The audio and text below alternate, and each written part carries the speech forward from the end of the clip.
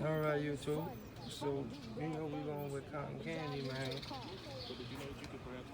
So today, we finna pop out this steering wheel and put the new joint on. Now, what you wanna do?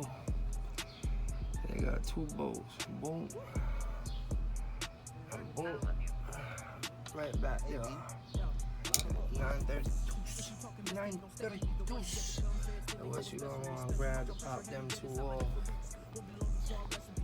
Ratchet that bitch out. And you wanna disconnect the horn piece.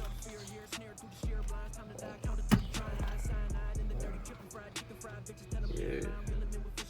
Simple so far. You know, you do gotta get you a steering wheel puller though. Or at least, that's what the fuck I'm thinking, man. But I'm gonna cut you back on, man. Alright, YouTube, so you know we already popped this part off through the screws in the back. Now, apparently, you know, you need a steering wheel puller.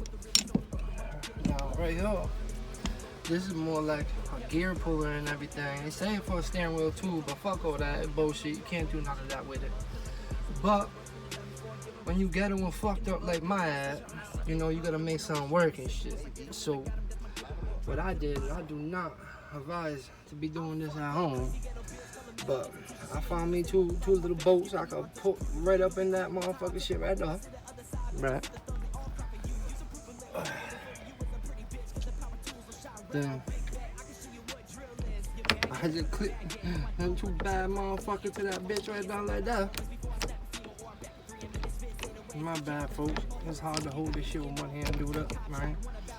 But I clipped them two motherfucking hooks around that goddamn bolt and just motherfucking hit that bitch with the ratchet. Pow! Bitch came right the fuck out. You hear me? So, you know, you gotta get done what you gotta get done. And AutoZone's too motherfucking far for me right now.